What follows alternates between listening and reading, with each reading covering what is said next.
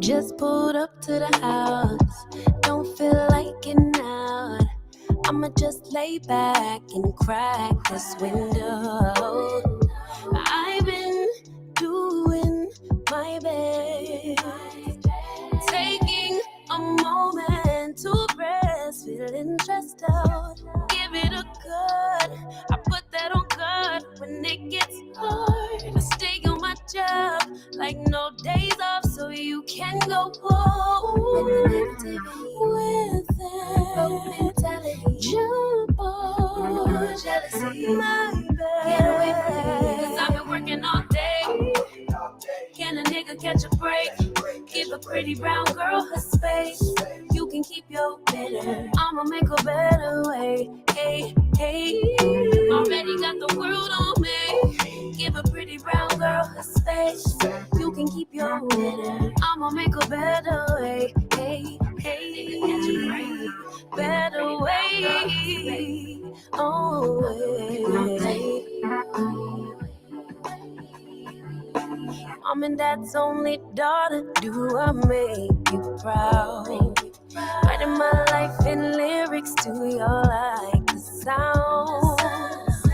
Seeking approval constantly. When it's my truth I own, I speak it, all makes sense now. Give it a good, put that on good when it gets hard. I stay on my job like no days off, so you can go home with that. Jump on my back, 'cause I've been working all day. Can a nigga catch a break? Give a pretty brown girl her space. You can keep your bitter, I'ma make a better way. 'Cause I've been working all day. Can a nigga catch a break? Give a pretty brown girl her space. You can keep your bitter, I'ma make a better way. Hey, hey, already got the world on me. Give a pretty brown girl her space. You can keep your bitter, I'ma make a better way. Hey, hey, nigga, catch a break. Better way. Oh, way.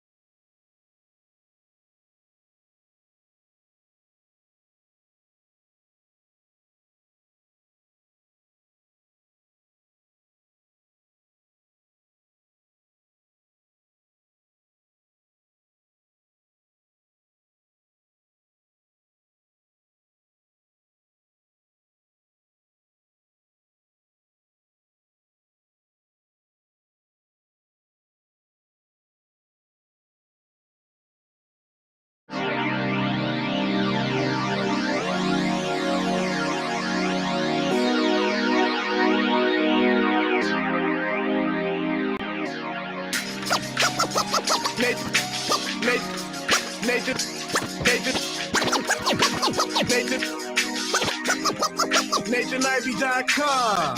Mr. Ivy know the show must go on. And far as Cincinnati, man, I put on. Tunes made another flame beat for me to cook on. Raised dogs, closed fists, yeah, too strong. Team AI, chop it up at the chop shop. Top notch with the king flow, the hot shot. Cop squats in, listen to the real. Jumping like hopscotch, nobody harder than, oh, no, think not. Not only citywide, but nationwide. Superlative, keep it locked like them Haitian guys. Put the truth in the airwaves, we talk about it. Brand new like the templates, let's be about it. Who got the info by the AM? John be the rapper, got them jamming when they play him. Staying in my lane, they ain't gotta okay him. Who the host with the scoop? Yeah, they gon' say him. Ivy, so superlative like a bag of Grippos. Show you where the bricks at, Cincinnati Reds at. One time where my people at. Team NI where my people at. It's the 513, yeah, you know the flow. What's the word, Nate? Let them know the show. One time where my people at. Team NI where my people at.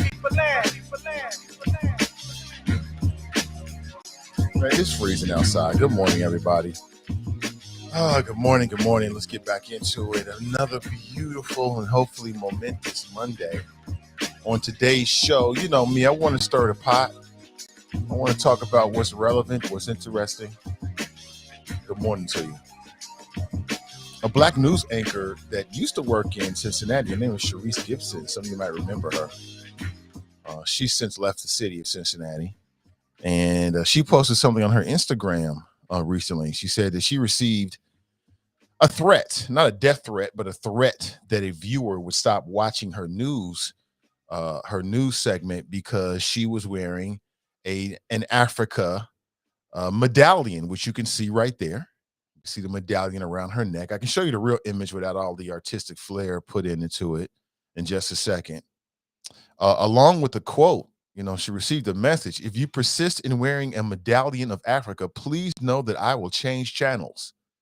The person said, you are an American. And this must be a woman, because I don't think a man would respond that way. Must be a woman. Had an issue with this sister wearing an Africa medallion. You know what's so funny about it is, you know, it's the kind of thing that you can actually miss. I'm sure you can miss that. Like a lot of people probably watched the newscast and missed it completely, but at least one viewer got caught up with the dumbish. And, you know, just another welcome to America moment.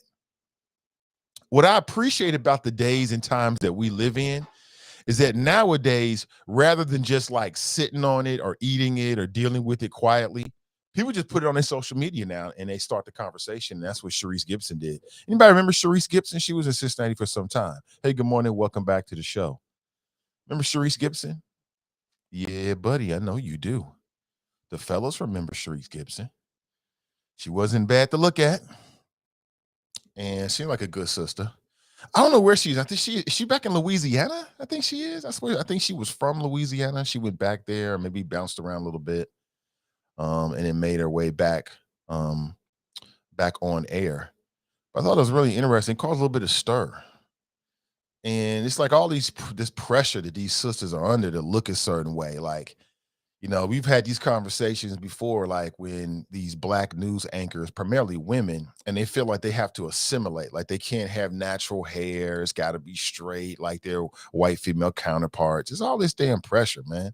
And all you're doing is just read the damn news. I like that pendant, that medallion. Actually, it looks kind of dope with the continent of Africa on there. I want to get one too. It looks kind of dope.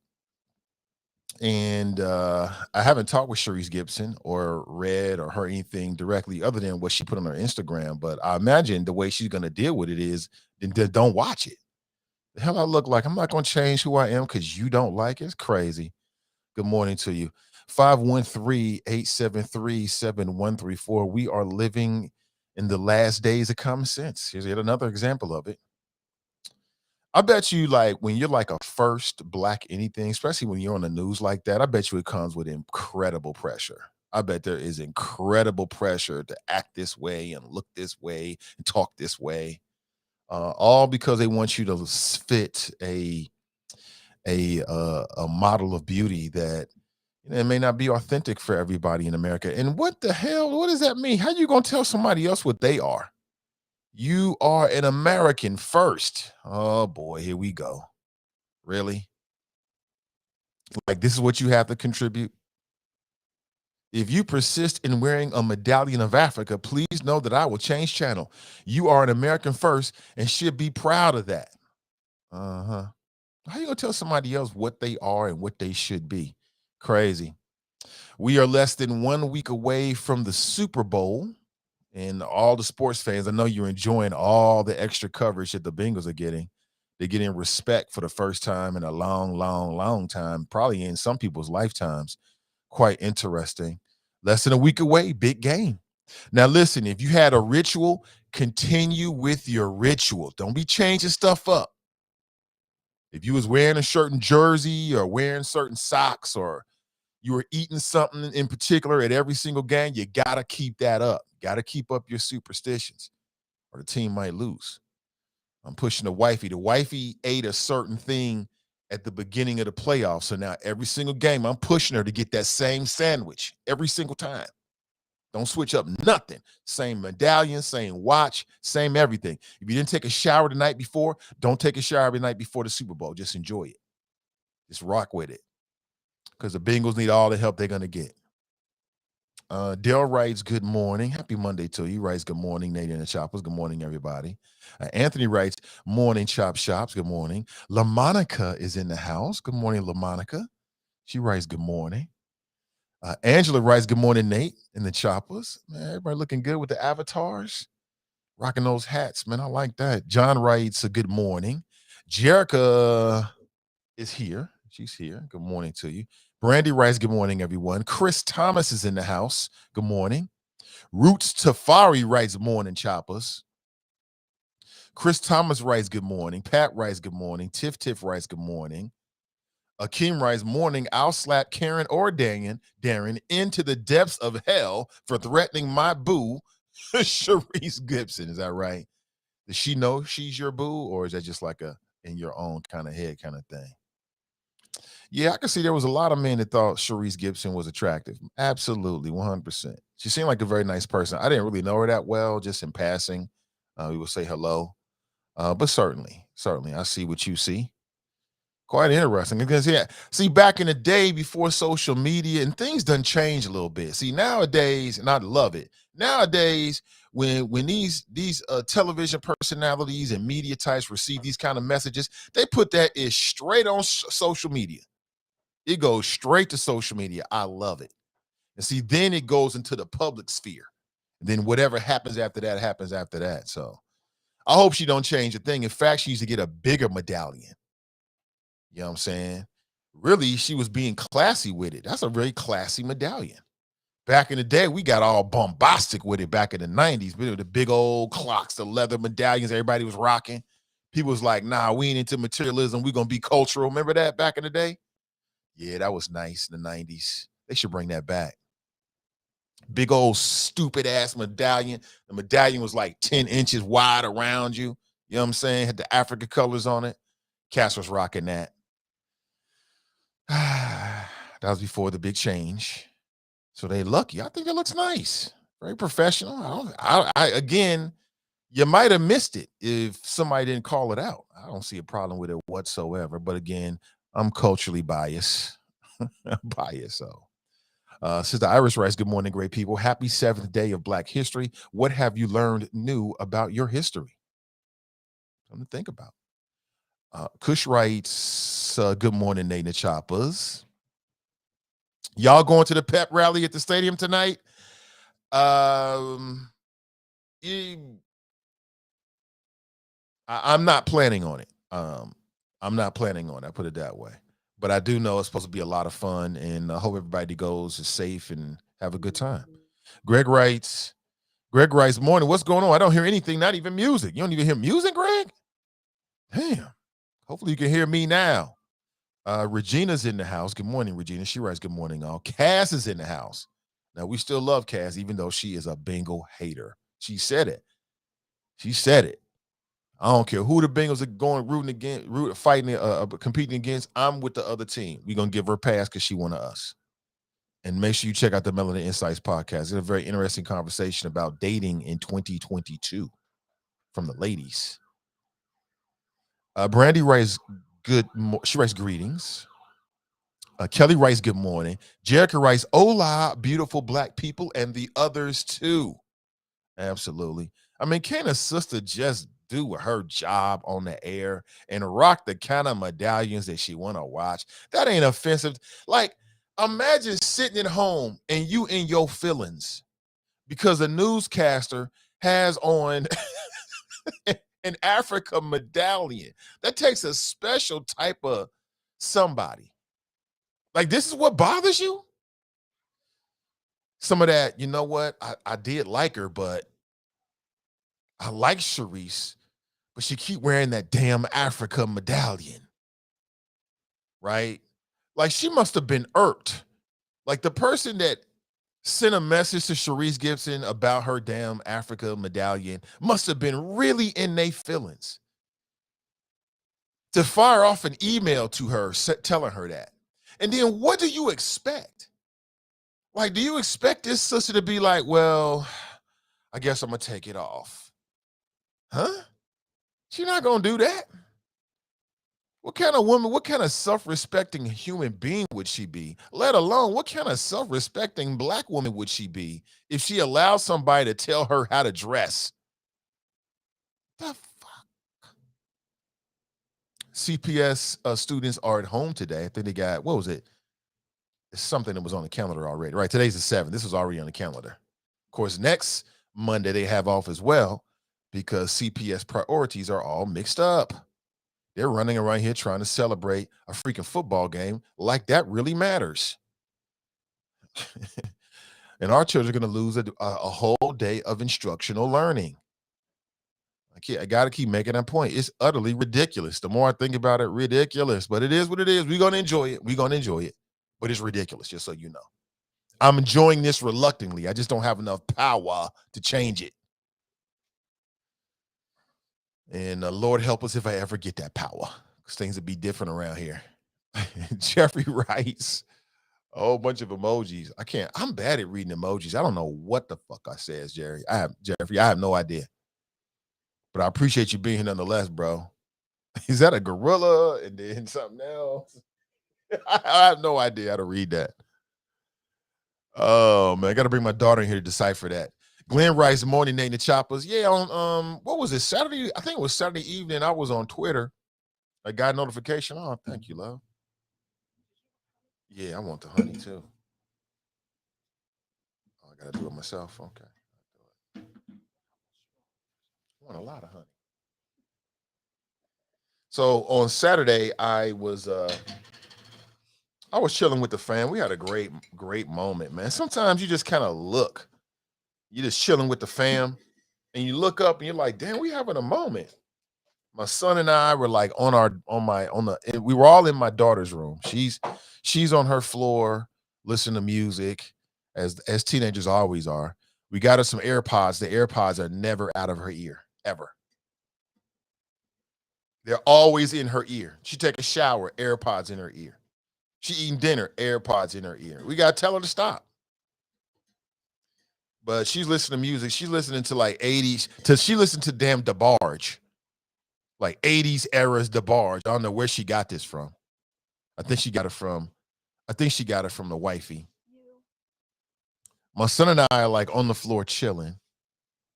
He's like on his device. I'm on my phone. I was on mommy's phone. Yes, you were on mommy's phone. Thank you for the correction. I get a notification from Black Knight Democrat that he was doing like a Twitter space, which I thought it was interesting. I like it. I might even incorporate it into what I do. I thought it was fun. I jump in there, Drop's having a conversation. He completely wrong as usual. In there running things. I'm the host. I'm the host. I had to just jump out of there. His ego was just blown. There was no room in there. What you doing? What are you doing?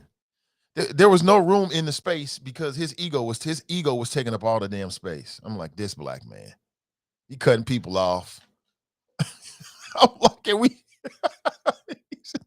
Straight to his head, boy.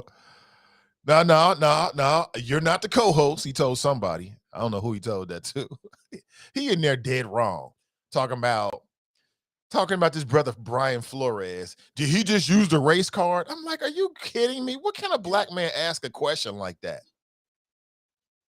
Oh, it's not gonna work. It's not gonna help coaches. You just instead of Beetlejuice, we're gonna call people like that cynical juice. Just cynical. You know what I'm saying? Just cynical for no damn reason whatsoever. Well, it's just he ain't gonna help nobody. He already had a job. So what he crying about? I'm like, what the fuck? This what you want to do?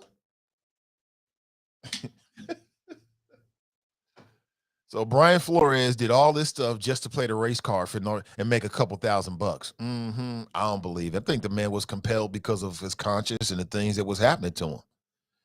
I blame the NFL for Brian Flores and his lawsuit. Wherever it happens, happens. It was crazy though, but I do like the Twitter Spaces. I thought it was a lot of fun. I was just having some fun with Drop. He was throwing his ego around. This is my room. I'm like, oh my God, this man. Give a Negro a little something, they're gonna take a damn mile. Somebody says, can you hear sound? Hopefully so. Give me a thumbs up if you can. Well, let me know if you have any issues. We should probably do it that way. Brandy writes, I wouldn't give no F's. They can change the channel all they want. Right. If you're gonna change the channel, change the channel. I don't got nothing to do with me. I'm supposed to start rocking who I am, rocking my medallion because you're offended because you see the continent of Africa. Like I said, man, some people, this is what you're watching the news. And Sharice Gibson is attractive. Okay. You watch the news, you see this attractive sister. She's doing the news, she's doing her job, she's a good personality. You got no problem with her. The only issue you have is she got a medallion of Africa around her neck. And you can clearly look at her and see she's non-white. So you can put two and two together why she might be wearing it. But you all in your feelings about it. I guess she called herself giving Sharice a heads up. I'm trying to do you a favor. That happens though. Like I told you, I had a white dude called me years ago when I first started. He was like, man, I love your flow, man. You just talk about race too much. I'm like, I talk about race too much. It's a white dude. Called me on the air and said this. I'm like, so what you think I'm supposed to do with this? Yeah, you're right. I was thinking the same thing. I do talk about race too much. I guess I should talk about sports. What you expect me to do with that? I have no place to go. You know what I'm saying? This is what I got, bruh. It is what it is. But, you know, somebody says, nice sweater, thanks. Appreciate it. Elaine writes, good morning. Habib writes, good morning. Houday, they getting them rings come Sunday. We'll see. We'll see. Never get too high, never get too low. My attitude is the same. Sports entertainment, I'm going to enjoy it. It's going to be fun. I'm rooting for the home team. And that's it. Never get too high, never get too low. I'm happy for the city, though. I'm happy for what it can do for Cincinnati, what it can do for the region. That'll be a lot of fun. That'll be a lot of fun. And yo, check it, man. We're going to have an out-of-body surreal moment on Sunday. We're going to be watching the Super Bowl, and the Cincinnati Bengals are going to be there. That's going to be crazy, man, with Dr. Dre in there, with his woman-beating ass. I mean, is it time to let that go? Is it time? I mean, like, how far do you hold that? How long do you hold that against somebody? Hold on 1 second.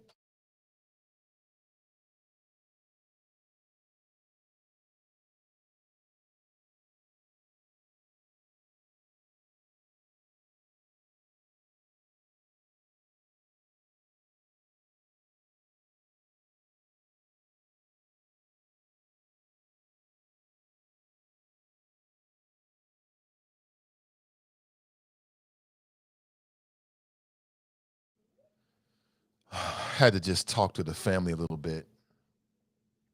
I forgot to take the garbage out this morning.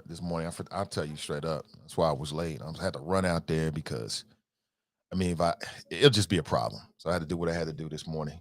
Appreciate this. Give me a little bit of grace on that. And I'm slipping around and stuff.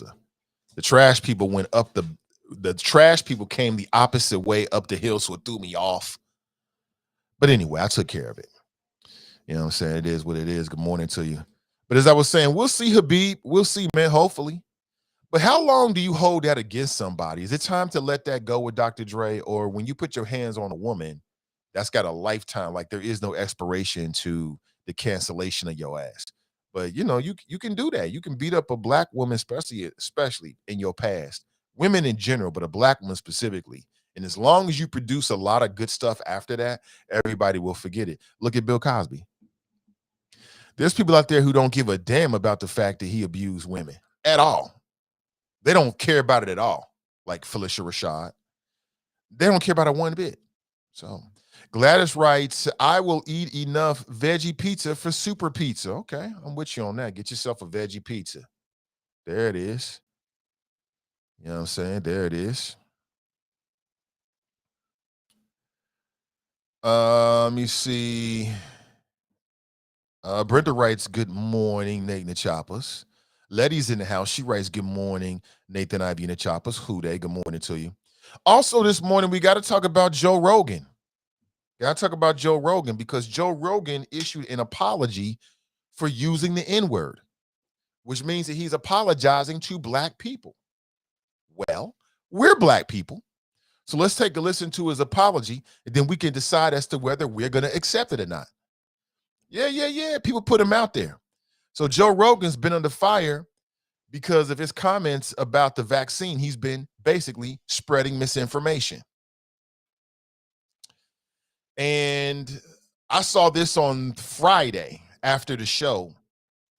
A black woman put together a supercut. You splice a whole bunch of different, little clips together of Joe Rogan using the N-word on his podcast. Now, what's funny is I've never heard Joe Rogan use the N-word before on his podcast. Oh boy, but has he been using the N-word? Then went, trigger this, trigger that, trigger this, trigger this, trigger this, trigger, right? Trigger, right? Oh boy, did he use the N-word. He used the N-word a lot. Like somebody did their homework and they went back into the crates and found all of the examples that Joe Rogan used while using the N-word, and they made a supercut of it. And I watched it and I'm like, damn, Joe. The clip was so powerful that after it was released on Friday, over the weekend, Joe Rogan issued an apology. He's like, yeah, I saw it too. And after watching it, it was just too far. I was wrong.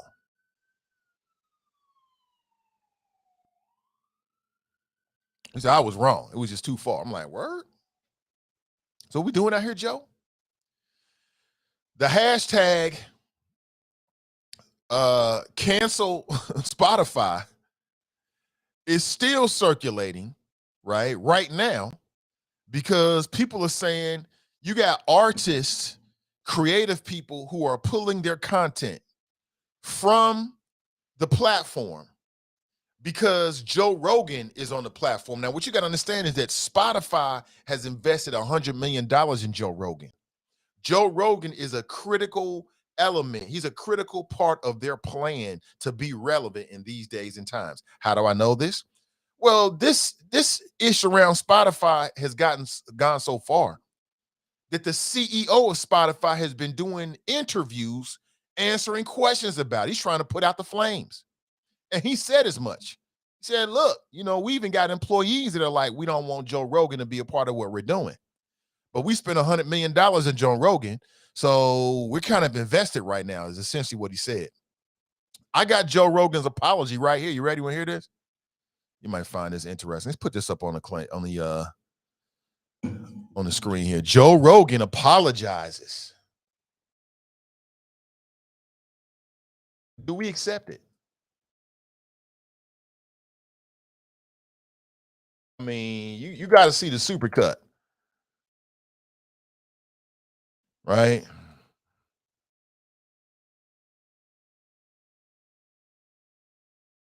For 1 second. We accept his apology is my question. I'll play this for you. I'm gonna break this video down, okay? Yeah, this is Joe Rogan right here. He apologizes for using the N-word, but do we accept his apology? Check this out. It's a compilation of me saying the N-word. It's a video that's made of clips taken out of context of me of 12 years of conversations on my podcast, and it's all smushed together, and it's horrible, even to me. Now, I know that to most people, there's no context where a white person is ever allowed to say that word, never mind publicly on a podcast. And I agree with that now. I haven't said it in years, but for a long time, when I would bring that word up, like if it would come up in conversation, instead of saying the N-word, I would just say the word. I thought as long as it was in context, people would understand what I was doing. Like that context was part of the clip we were talking about Red Fox, how Red Fox said that word on television in the 1970s, and how times have changed so much since then. Or about how Richard Pryor used it as one of the titles of one of his albums. Or yeah, Negro, but they're black. You're not. Why we got to keep telling non-black folks that it's just some things that you can't do, period. Simple as that. And I don't want to hear no self-loathing black folks in here talking about, well, they put it in hip-hop, so it confuses white folks. They don't know if they can use it or not. BS. BS. I don't want to hear all this. Let's hear more of what he has to say. I was quoting a Lenny Bruce bit, or I was quoting a Paul Mooney bit, or I was talking about how Quentin Tarantino used it repeatedly in Pulp Fiction, or I was talking about how a Netflix executive, ironically, used it because he was trying to compare it to another offensive word, and he said it out loud, and they fired him. Not calling anybody or just saying the word out loud. I was also talking about how there's not another word like it in the entire English language, because it's a word where only one group of people is allowed to use it, and they can use it in so many different ways. Like if a white person says that word, it's... Are we really having this conversation right now? This is the #1 podcaster in the world. Is this man really making an argument? The same old simpleton argument that, well, they do it in hip hop, so we get confused. Busta Rhymes used it. Lil Baby uses it. Lil Durk uses it. Lil Turk. No, is it Durk? Yeah, Lil Durk. Lil Durk uses it. So why can't I use it? Drake uses it. Are we really having, this is a grown ass 50-year-old man. We really using this argument here, Joe? See, Joe thought he was fly. He's right. The clips are spliced together and taken out of context. Kinda. But see, instead of being safe and just saying N-word while you're having a conversation about the N-word, nah. Joe had to show off. Joe had to show off. He gonna actually say Nigger instead of saying N-word, right? So this moment was inevitable, Joe. You have arrived at a space that was inevitable. The moment you made that decision that you're going to do something different on the Joe Rogan podcast, we're going to actually say Nigger. We're going to articulate it all. You open up the door for this to happen. Simple as that. But let's hear some more of this simpleton argument, and then we can decide as to whether we accept his apology. Racist and toxic, but a black person can use it, and it could be a punchline. It could be a term. That's right, motherfucker.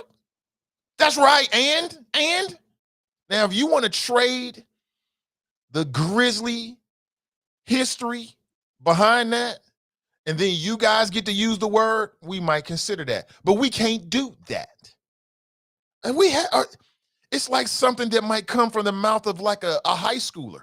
Of endearment. It could be lyrics to a rap song. It could be a positive affirmation. That's right, mofo. And it's still going to be that way. It's a very unusual word. Oh, my God. But it's not my word to use. I'm well aware of that now. But for years, I used it in that manner. I never used to be racist because I'm not racist. But whenever you're in a situation where you have to say, I'm not racist, up. And I clearly up. And that's my intention to express myself in this video, to say there's nothing I can do to take that back. I wish I could. Obviously, that's not possible. I do hope that, if anything, that this can be a teachable moment. Huh? I never thought. We don't need to be taught this. Only you. Who are you teaching, Joe? You mean for you? Because most people already know this. This ain't rocket science. This is basic. Joe thought that because he's the most popular podcaster in the world, that he could reset the rules of our society, as if when you walked into his podcast studio, the rules that govern our larger society were just suspended during his show. No, they're not, Joe. They're not. And all this pontificating, just such a very unusual word. Negro, it ain't really about the word. It's about the history behind the word. It's just a very unusual word. Get out my protractor. Where is my ruler? Where's my magnifying glass so I can look closer at this? It ain't all that deep, bro. It's real simple. It's real simple. It would ever be taken out of context and put in a video like that. And now that it is, it looks bad. And it's part of also me doing this podcast for thousands of hours, thousands of episodes over 12 years. I said a lot of fucking stupid shit, which is fine when you're talking about most things, but not when you're talking about race. And there's another clip that I have to address. There's a clip from 11 years ago. I was telling a story on the podcast about how me and my friend Tommy and his girlfriend, we got really high. We were in Philadelphia and we went to go see Planet of the Apes. And we didn't know where we were going. We just got dropped off by a cab and we got dropped off in this all black neighborhood. And I was trying to make the story entertaining. And I said, we got out and it was like we were in Africa. It's like we were in Planet of the Apes. I did not, nor would I ever say that black people are apes, but it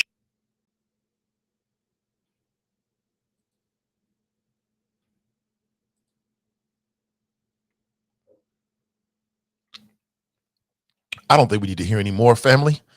We can go ahead and deliberate on this fool right here now. So by show of hands, how do we want to do this? Do we want to say how many people accept this man's apology? I think we've heard enough evidence from the witness. We've heard enough of a statement from the witness. Do we accept his apology? That last little bit, you should have left that off, Joe. You wanted to make the story entertaining. And you're going to see, number one, when he said we got super high and we were going to see Planet of the Apes, I knew it was all downhill after that. All downhill. So this man is like 53. 11 years ago, he was like 41, 42. This is what you're doing at 42, Joe? Okay.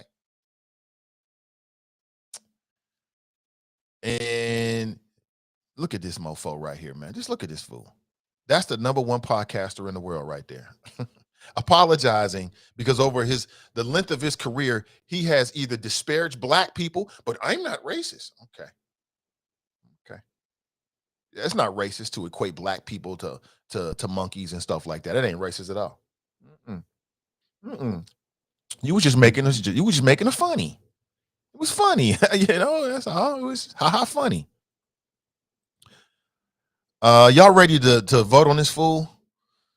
Do we how many people accept his apology? I'd like to know. Does anybody accept his apology? Let's do it that way, because I'm getting a feeling from the audience that the vast majority of people. So thumbs up, thumbs down. That's how we do it. Thank you, Brent. Thumbs up, thumbs down. Thumbs up means you accept the apology. Thumbs down means hell to the no. As of right now, I'm a tremendous thumbs down. I do not. We, the black nation, or black people in America, this small group of black people, we do not accept your apology, Joe, period. Victor says Victor always got to be different. Man, what the hell? God damn it, man. We trying to have some unity, Victor. Oh, my God. Victor is hilarious, man. Brent writes, do I accept Joe Rogan's apology? Hell no, to the nah, hell to the nah. No, that's right. Why? F Rogan, Renee, all thumbs. Now, Victor, we do not meet a unanimous vote on this. This is a simple majority, okay? Victor is silly, man. Lisa says no and then yes. Huh? What? Huh? And then we do not speak for all of Black America, but we are Black people that live in America. So for this subset of Black Americans, we'll have to do for now. Do you accept Joe Rogan's apology? I guess it's fair to play more of this, but that last little bit about the Planet of the Apes, man, that's a little bit too much for me. But let's hear let's hear from the witness. Sure fucking sounded like that. And I immediately afterwards said, that's a racist thing to say. Planet of the Apes wasn't even in Africa. I was just saying there's a lot of Black people there. But then I went on. Yeah, even in his apology, he's insulting. You were just saying there's a lot of Black people there. So my thing is, if that's what you were trying to say, then why'd you say it looks like Planet of the Apes? What does the apes have to do with Black people at all, unless you're buying into these racist tropes about Black people? You know, I was just trying to say there's a lot of Black people there. So why don't you just say there were a lot of Black people there? And why is that such a scary thing? See, that everywhere we go, there's a lot of white people for Black folks. That's not even something we have to even think about. We don't get a chance to think like that. Right? Everywhere we go. We just get used to it. We don't have no other way of living. I'm telling you, man, it's white fragility. Some white people, not every white people. I know some white folks that walk through the hood like it's nothing. Ain't no problems. They cooling the fan because they know people are people. As long as you can go to any neighborhood and start effing with the wrong people, and you're gonna get some effed up games. That's any neighborhood. Any neighborhood. But I'll say it again. If you flip the world, man, listen. There are some non-Black people that could not handle it. They couldn't handle it at all. They have to just. It would be something drastic. That look you gave Nathan, I'm dead, LOL. This man sounds like a fool.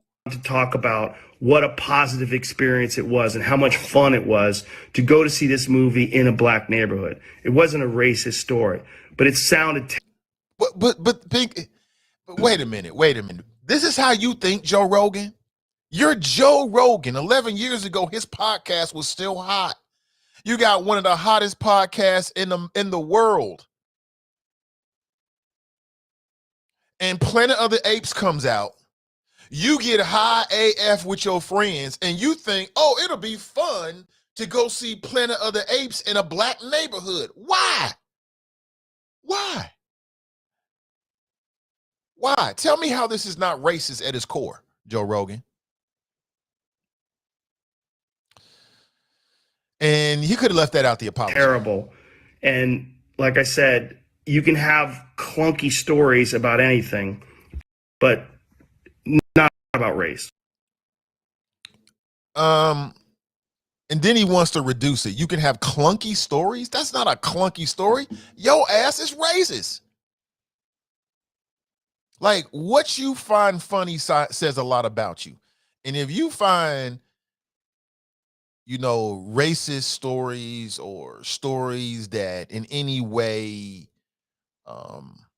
fetishize or reduce Black people to stereotypes and racist tropes, then use a fucking racist, period.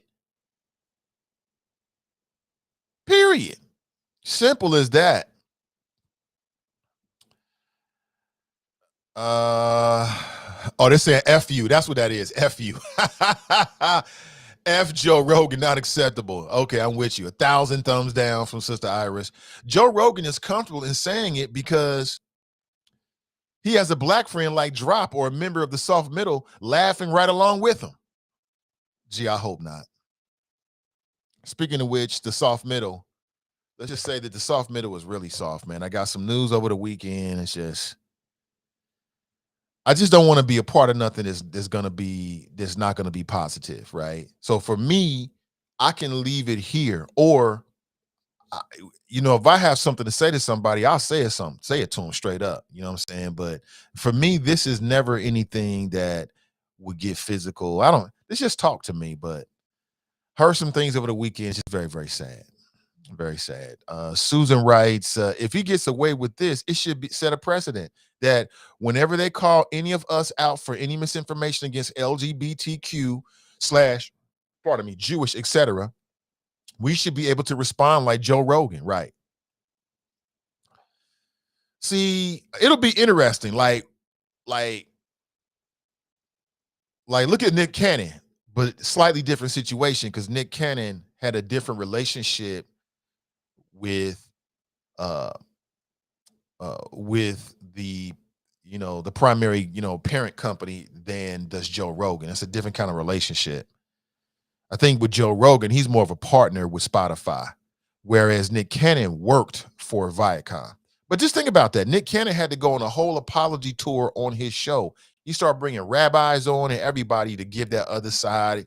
He had to vehemently claim his ignorance and leave it like that. He couldn't keep explaining it, making it worse. But Joe Rogan told that last part of the story because it hasn't been put out yet. So he wants to get out ahead of it and put it out there first. So when somebody digs it up and they've got this embarrassing story of him talking about Planet of the Apes or whatever, feeding right into these racist fantasies and racist ideas and racist tropes that some people in this audience has, and that benefits him, right? Then he can say, I already talked about it and already addressed it. The hell? So it looks like overwhelmingly the chop shops, now I can't say what other black folks are going to do, but it looks like the chop shop says, no, we reject your apology, Joe. You ain't coming to the cookout. So what does that mean for Spotify? So does that mean that we're ready to delete Spotify? Should we all delete our Spotify accounts? Like I said, I don't have a Spotify account. My daughter does, and she just loves it. She loves it because she listens to music all day long. That's all she listens to is music, music, music, music all day long, right? But does that mean that we're ready to get rid of our Spotify accounts now? How many people still have a Spotify account? Have you thought about it? Again, that's up on you. I'm not going to put that kind of pressure on you per se, but I'm just asking, like, are you ready to delete Spotify? Because Spotify is going to stand by Joe Rogan. I read an article this morning. The CEO says, look, some shows, there are some things that Joe Rogan says that we don't agree with, and we don't put it on the platform. But we're not going to start censoring Joe Rogan because he's making too much money. He's making too much money. As long as he's making money, and they made too much of an investment. They got $100 million contract with this guy. So they're not going to back away just because he said a few things wrong about black folks and used the N-word on his show. Now, Joe Rogan's smart enough to say something about Jewish folks. I'm not sure what his ethnicity is. He ain't going to go that far now. Say, wait, now we don't want to go that far. We ain't trying to do that now.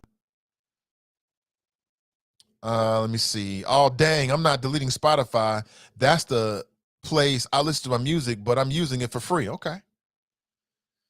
We had own team delete her Spotify and discuss with her for the reasons behind it. Really? Okay. Okay. I see that. Got people with some conscience out there. And again, if you decide, Tiffany says that's where she gets her few music. I get it. I just want to know, like, how far do we go with this stuff? Like, I guess the right thing, like, let's be honest here. Let's be real here.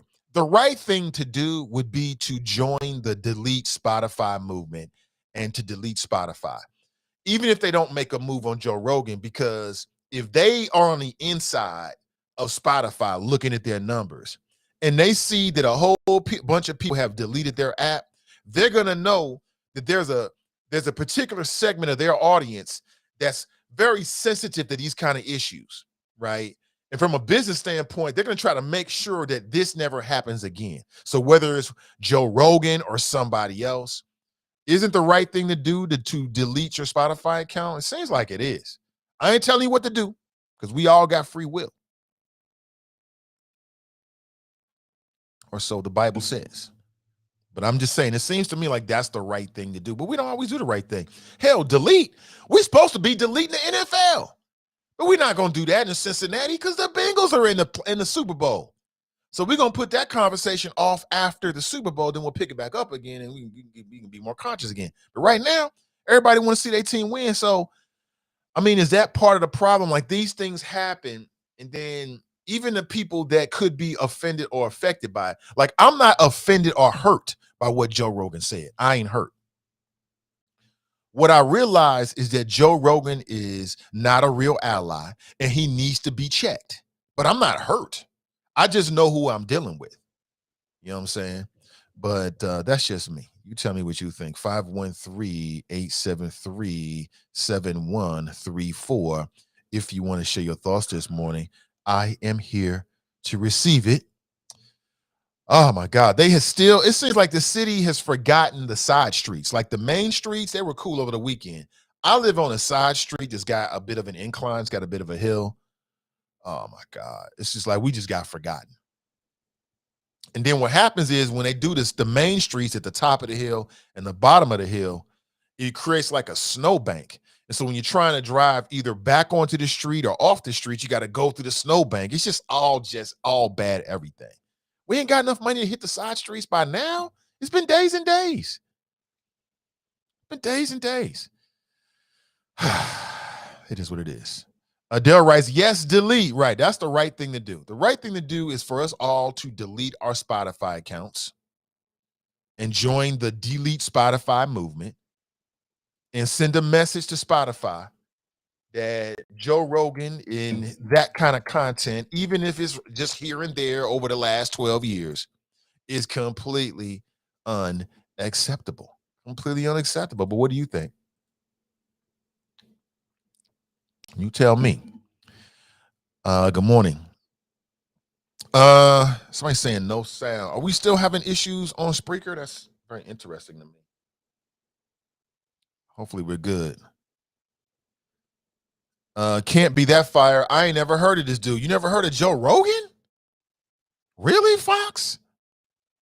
Like, Joe Rogan is the number, they say, numbers wise, he's the number one podcaster and has been in the world. He's got like hundreds of millions of people every year to check out his podcast. His podcast is kind of like, it's kind of like Vlad TV. Is him having interviews with like a different people, some from different walks of life.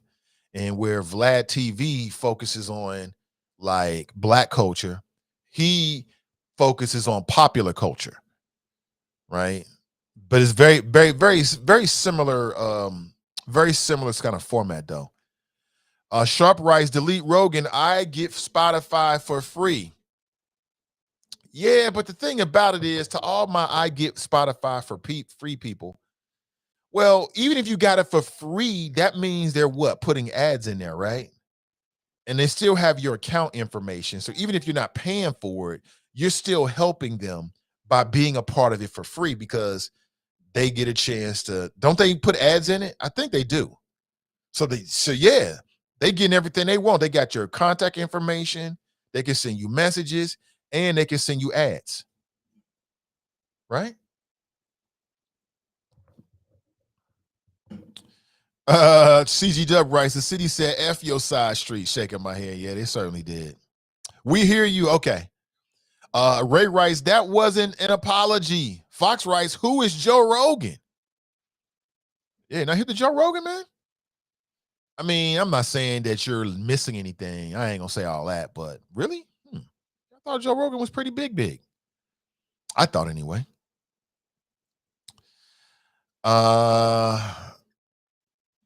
John writes, Spotify forces ads on the mobile app. However, if you listen on a PC or laptop, it has no ads. Yeah, but most people are going to listen on a mobile app. They're going to listen on their phone. Jenny writes, I never heard of Joe Rogan either, as well as Sharice Gibson. We'll start following her now. Really? I'm trying to think, did I ever interview Sharice Gibson? I don't think I did. I don't think I ever interviewed her while she was in the city.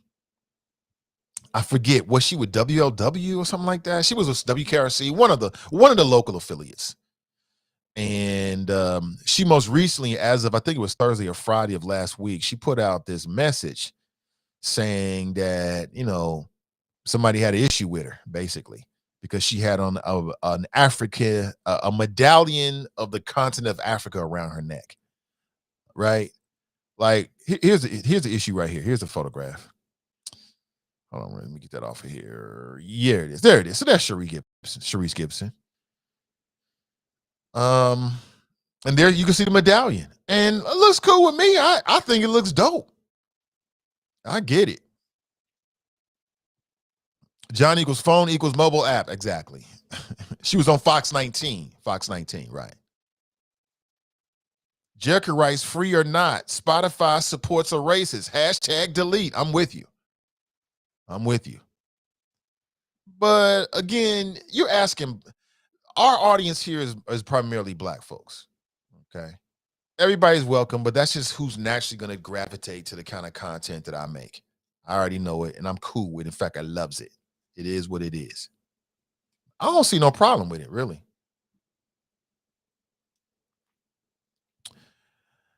She was on Fox 19. Okay, Fox 19. That does sound right. Victor writes, I'm only hip to Joe Rogan because he hosted that show Fear Factor. Yes, he did. And he does MMA like play-by-play. Here's a link. Here is a screenshot of the message that she received. It looks like it's from a company email because you get that caution external email notification. If you persist in wearing a medallion of Africa, please know that I will change channels. You are an American first and should be proud of that. And how are you going to tell somebody else what they are first? And what makes you think that Sharice Gibson doesn't know who she is and what she is?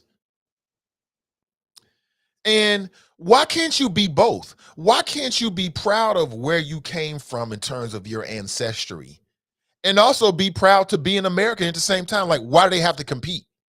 It's just amazing that somebody thought that there was a competition. Like, it has to be either or. You got to show loyalty, right, to the homeland. Wait a minute, you can do both. You know what I'm saying? As a sister, as a woman of color, she can rock the African medallion, which is really a throwback to the 90s. You know what I'm saying? That's relatively tame compared to what we used to wear back in the 90s, man. I had a big old stupid, super thick medallion, little circular medallion, all of the fake leather. Man, we had all of that stuff back in the day. It was super fun. Get me one now, just to piss. I'm like, oh, that pissed people off? Shh, great, let me get me one. Difference is that she's on the news, so people might be expecting something different. But I see no problems with it. And why does it have to be a competition from that viewer? Like, it doesn't have to be a competition. It's not either or. It's not either you love America or you love your ancestry from the continent of Africa. It can be both. It can be both. But see, that's some of that CRT right there. That's all that is. The medallion is sweet as hell. I want one now. I thought the same thing. Tracy writes, I bet someone inside her job sent that, not a viewer.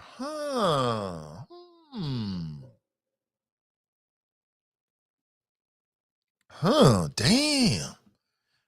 Damn, you get even more deep with the Karens. You telling me she got an infiltrator close to her? Now that would be diabolical right there, Tracy. That would be diabolical. Ooh, man. Damn, Tracy. I like how your mind works, though. Damn. I could see somebody doing something like that. They got a problem with her. They want to stir the pot. You know what I'm saying? But now the problem with that is that these days, these email accounts are traceable, especially for these big time companies, man. They'll pay for the money to create the systems or pay for the people to trace back those emails. So, I mean, if that's a coworker, you putting your job on the line just to do this. I don't know about that. I think, well, that's an interesting thought to ponder. I think it's probably a viewer because that's a coworker.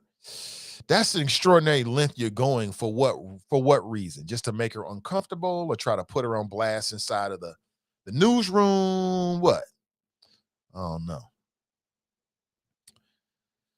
Carmelita writes, actually, we're considered African American, right? Right. Victor writes, the email doesn't even deserve a reply, but wear a bigger African medallion on the next broadcast with a bigger smile. Correct, Amundo. I'm with you 1,000%. I never would have responded to the individual. I just come back with a bigger medallion straight from the 90s.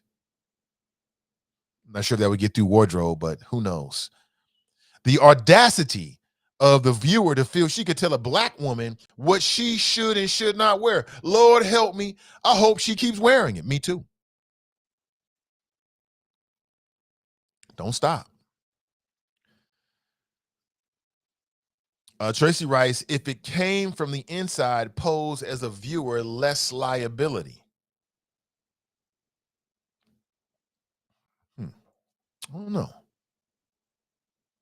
Someone could actually want to take her spot if she leaves. Could be. Y'all brains is, whoo, see the choppers, man. The choppers. I don't know. That seems, I hope not. I would hope not, because that means that she got somebody close to her that she got to watch her back. And that's on a whole nother level. It's one thing if it's just a viewer and they're, miles away and they don't really have any real impact. And if I was management, I'd look at this and be like, damn, Sharice, I'm sorry you got to deal with this, but keep doing what you're doing. You're doing a great job. And put that ish in the trash and keep on moving. But you never know. You never know these days. Good morning to you. My family we did our family research at the Freedom Center. Really?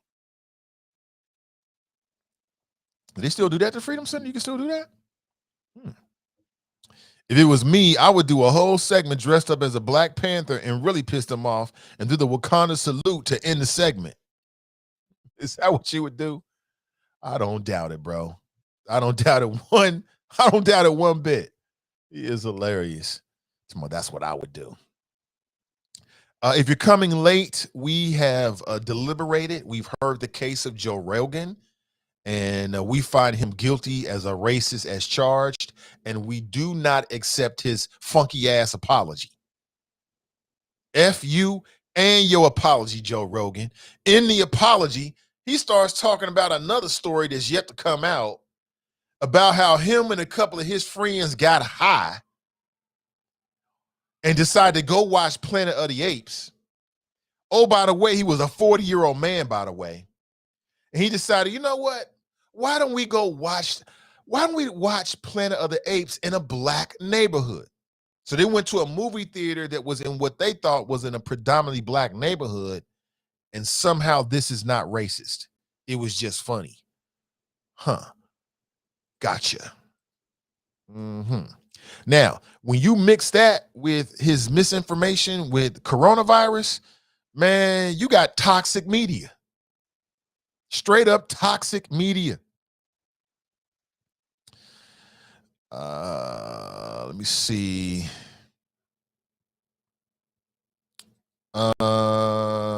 If all they do is focus on her African medallion while she reports, then the issue is with a miserable individual, not Sharice. Hope the network defended her publicly. Right.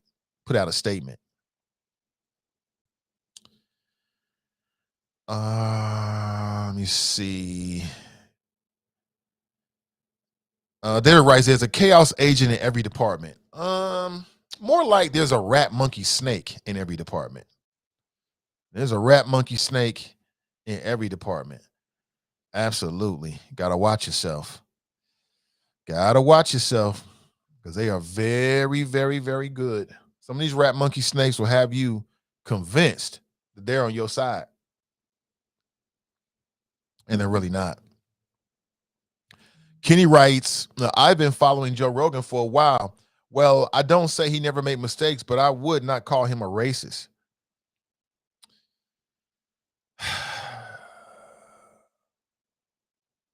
Okay, so then what is a racist then?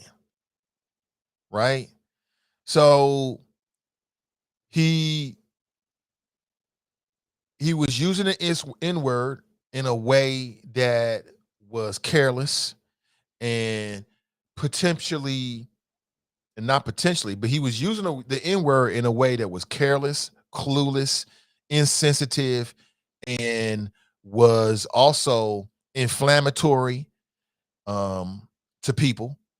He was telling racist jokes about how, and I just said it, he just said it himself, that he went to go see Planet of the Apes and thought it would be funny.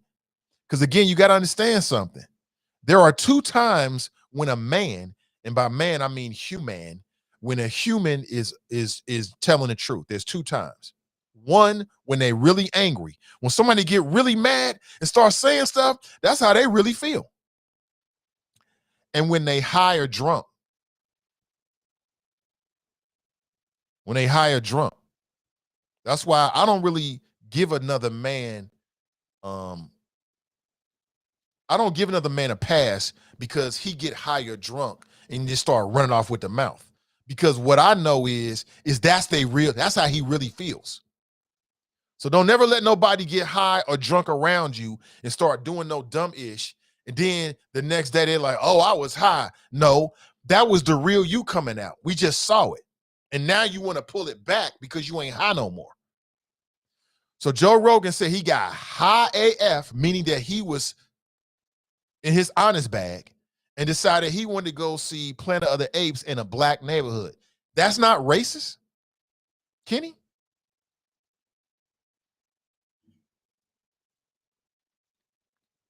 Sound racist to me.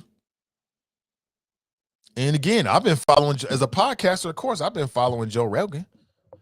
Any podcaster that knows what's going on should be following those that set the trends in the industry that you're in, right? Whatever it's podcasting or radio or design or hell, whatever it might be, you should be looking at who is the leader or the leaders in your creative endeavor. So I'm hip to Joe Rogan. Like I said, I've enjoyed the podcast, but I didn't know about all of this. I'm looking at them completely differently now.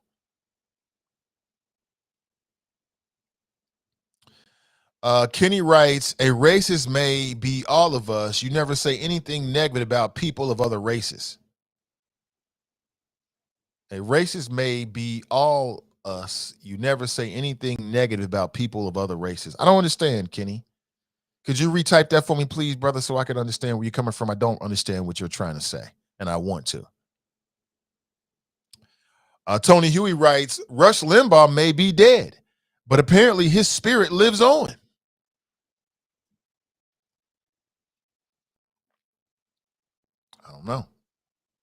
I don't know. Hell yes, it's racist. Anthony writes, Donald called countries of color whole countries. We know his racist ass. Oh, yeah. You talking about Donald Trump? Oh, that ain't even worth talking about. Trump ain't even worth talking about, my friends. Yeah. I try to not talk about Trump anymore because we talked about him way more than we really needed to. All this stuff is coming out now about shredded documents and what Trump was up to, and Trump was going to try a military coup. I told you. I mean, we living in amazing times. Amazing times. Anybody that would support that side of the political aisle has a lot of questions to answer. But, do you, boo? Do you? I know you love me some Republican politics. Speaking of which, we've been talking about this for years, but now it's out there. It looks like the Hamilton County Republican Party is set to do something that they've never done before. There's big talk right now in the Cincinnati Enquirer that the Hamilton County Republican Party is poised to do something they've never done before. And that is, it looks like they're strongly considering endorsing a non-Republican over a Republican for a political office. What political office are we speaking of? We're talking about the Hamilton County Commissioners. There's a conversation right now about whether the Republican Party will endorse a black man, Christopher Smitherman, who is an independent, over a Republican for Hamilton County Commissioner.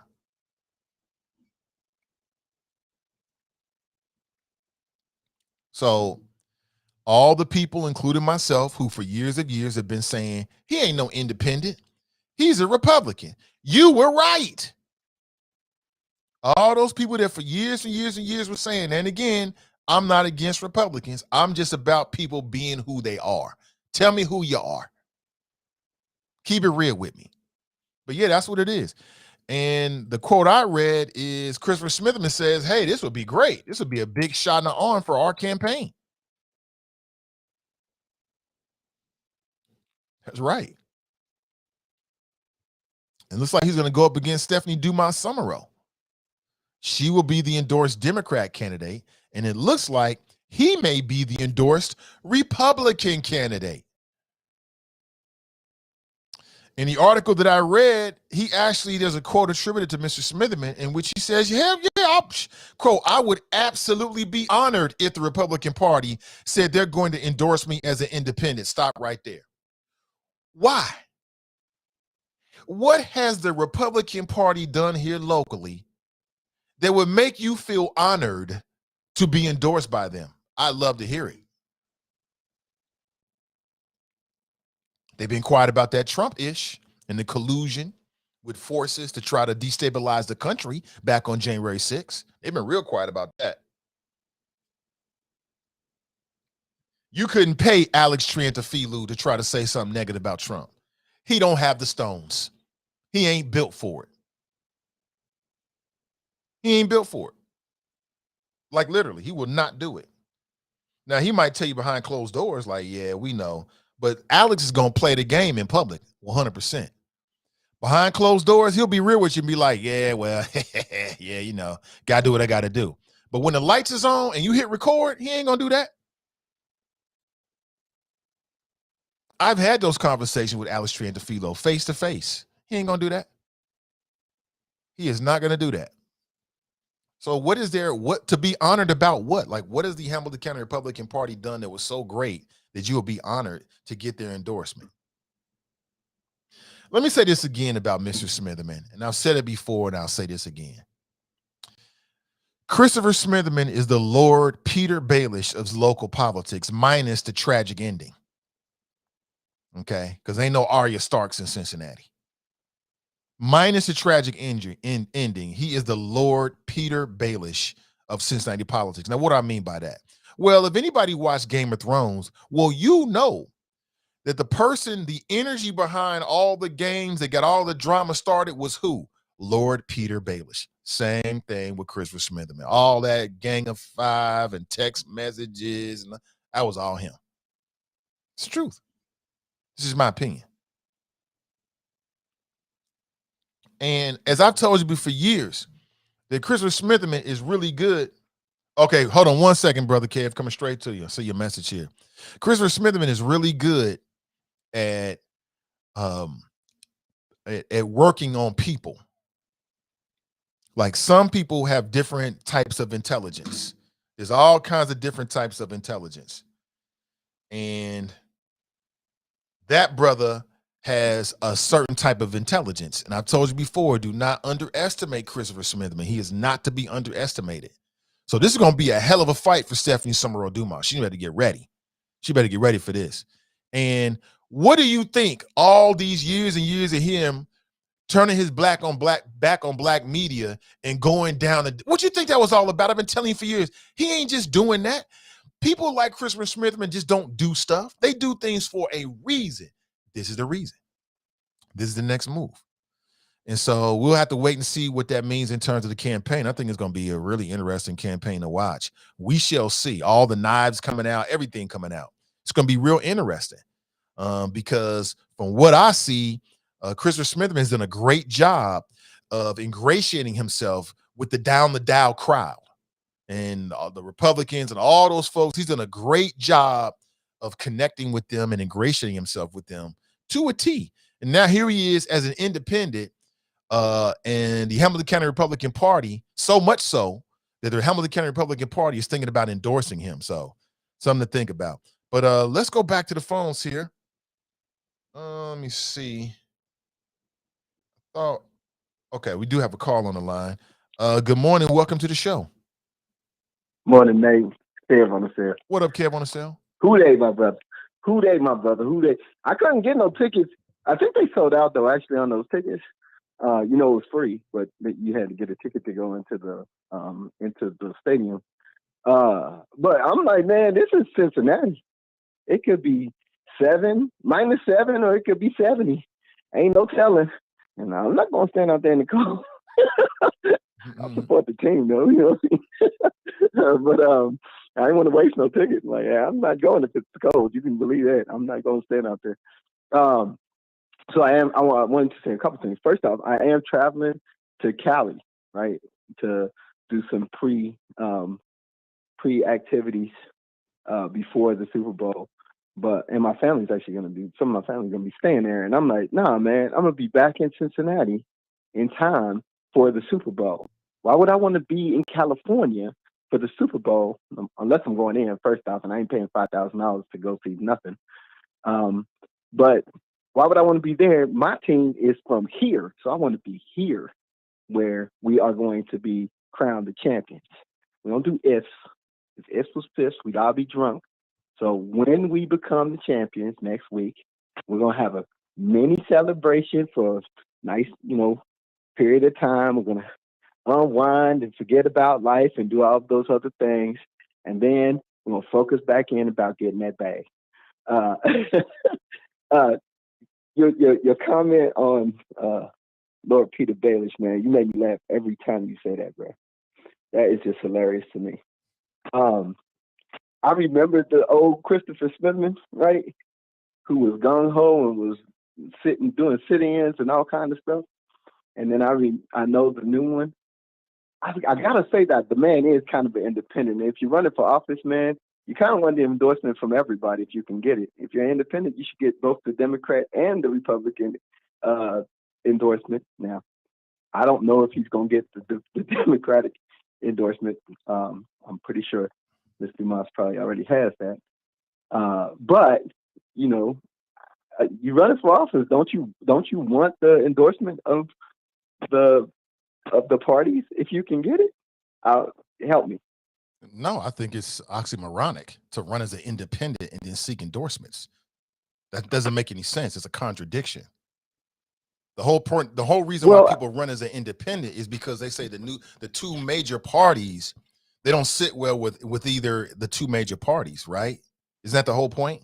Because if not, why not just run as a Republican? I think though it's so. I would believe. I don't know. I can't call myself an independent for that reason, right? I can't line up with the independents either. Now, there are great people who are Republicans. I'm gonna say it. Mr. Winburn puts his money where his mouth is every time, and he was a Republican from what I know pretty much the entire time he was in office. But he puts his money where his mouth is. So we can't throw the baby out with the bathwater. Some of these folks are actually good folks. I don't know that the number is large, to be fair, but there are some good there who have run as Republicans, and I think that, and again, this is just my opinion. I think that a person who is truly "quote unquote" an independent isn't necessarily saying that one party is better than the other at all. In fact, they're saying, hey, there's some good on this side and there's some good on that side, right? So I consider myself, on some issues, I'm kind of aligned. I'm like, okay, that makes sense to me. If a Republican candidate is saying, like, I want to keep your taxes lower, and then a Democratic candidate is saying, yeah, but we got to still provide services, right? So we shouldn't do it at the expense of, but we should do both. And that's me as an independent. That's the way I think of it as an independent. So really what you want, if you truly are an independent, is the endorsement of, like I said, both parties saying, hey, I am truly in the center. Now, you can't do anything about who will or won't endorse you, right? You can't tell them to endorse you. You can reject endorsements, though. You don't have to accept an endorsement. You can reject. Now, I will say this, and I feel you on that, Nathan. I will say this. Now, what I might do, if it were me, is I would say, well, unless I got the endorsement of the Democratic Party as well, now I'm kind of skewed to one side, and I'm going to reject it. You know what I'm saying? Because that's really that's balance. Like, oh, okay, on balance, they have a candidate. I doubt that I'm going to get the Democratic endorsement. So I'm going to turn down the Republican endorsement because I can't get them both. You know what I mean? And I kind of agree with that. I do agree with that. But he's also running for office, so you need people to vote for you. And, you know, you got to have people vote for you. You need campaign dollars and all of that good stuff. Is it a little? Yes, I agree. You know, it's skin crawl a little bit. But I told you before, you know, when Roseline needed the backing of somebody, when we were in front of the Hamilton County commissioners, Chris was the one that was like, "Hey, look, you know, there was a guy, a large landholder there," and he was like saying all this other stuff. He's like, "Yeah, we hear all what you're saying, but we're gonna go with the folks from Roseline who live in Roseline and want good things for Roseline." So, you know, he might be Lord Peter English, but but at least from my own experience, I've had some good experiences with him. So we're not going to castigate him completely. Last thing, man, over the weekend, I started thinking about, you know, this bag thing and that term, because I know the term is turning some people off. Don't care. The kids are trying to get the bag. They can either get a good bag or a bad bag. You can get a bag. I give you a bag of, you know what, or I can give you a bag of candy. But we want them to get the bag of candy, right? So we're talking about inheritance. We're talking about real estate. We're talking about cash. We're talking about money. Whatever you want to call it, that's what we're talking about. The bag is about passing down to the next generation and giving them a leg up so that they can start the race at the same spot as everybody else does in this world, quite frankly. Because the only people that generally end up at the back of the race is us. So I don't want it to get misconstrued. I'm not giving up on the bag. We are definitely going to continue to try to get and give that bag, bro. And if I can help anybody with information, I've got my one person to do my opportunity with, which to this point is not necessarily going along as well as I had hoped. Not on me at all, but I can't make you get it. But if you need information, you know, like I said, 13 years in banking, I know a little bit, maybe not a lot, but at least a little bit. And I have a master's in public administration as well. So if I can help folks, you know, just reach out. I appreciate you, man. Keep rocking, bro. All day, every day, man. Appreciate it. That's Kev on the cell. Absolutely. Appreciate it. Yeah, most definitely. We ain't going nowhere. We're only getting better and stronger every single day. Good morning to you. Do you think he spent enough time down the dial to convince conservative Cincinnati he is the one of them? Yes, I do. Yes, I do. As I've said, some people just have, there's lots of different, forms of human intelligence, right? And one form of human intelligence is how to deal with other people, right? How to ingratiate yourself with other people, how to get people to trust you, how to convince people, right? How to leave an impact with people. Some people are good at that. In my opinion, I think Christopher Smitherman is good at that. I think he's did a good job. And we shall see. I wouldn't be surprised if they get I'm reading this whole article that's in the Inquirer this morning. It was really over the weekend. It talks about how, he's a better shot at beating Stephanie Summerall Dumas than and I can't even remember the GOP candidate. There's a GOP candidate, but it looks like he doesn't have the connections or the name recognition. His name is Matt O'Neill. Matt O'Neill doesn't have the connections and name recognition that Christopher Smitherman does.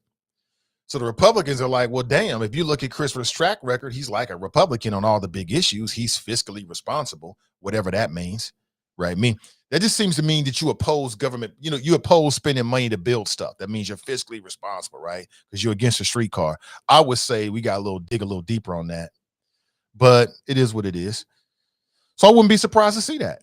And that'll be a big feather in Christopher Smitherman's cap, because you gotta understand those are county commissions, not just the city of Cincinnati, that's the whole county.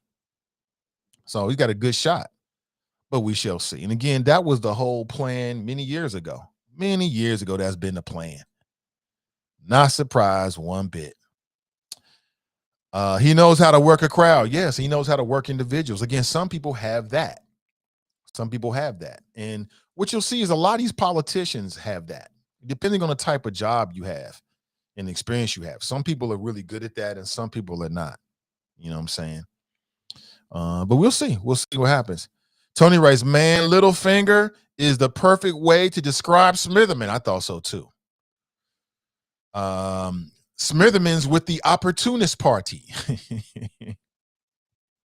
TNT writes, only the elite will be at the Super Bowl. Has the NFL intentionally priced out the average fan from the Super Bowl? The tickets are too damn high. Why? Because it's that market, you know, whatever the market will stay in. You're right. It's going to be a stadium full of elites, and you have some people sprinkled in there that's working the crowd and things like that. But you're right. How much did he say it was? $5,000, $30,000? I think some. If you want to be like at the 50-50 mark, it's like $30,000 per seat. Like, you know, people just got the money and they really care about that kind of stuff. And it's really all about an experience to say you went to a Super Bowl, right? It's really all about the experience. And that's what money is for experiences. So I can see people just got the money paying for it. Why not? What else you going to pay your money on? You know, $200 cuts of steak and $1 million homes and $20,000 vacations and some Super Bowl tickets. So I get it.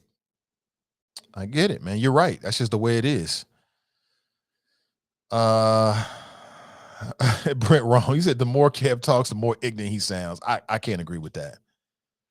Greg writes, I have to leave your show to attend the situation at home. What is the topic Kev is talking about? Sorry, I lost a train of the show. TNT writes, but you also have to stand on principle. If he aligns with obstructionists who believe the insurrection was just political discourse and fight vehemently to eliminate CRT, fair voting rights, etc., then he is not in the middle. He is on the far right.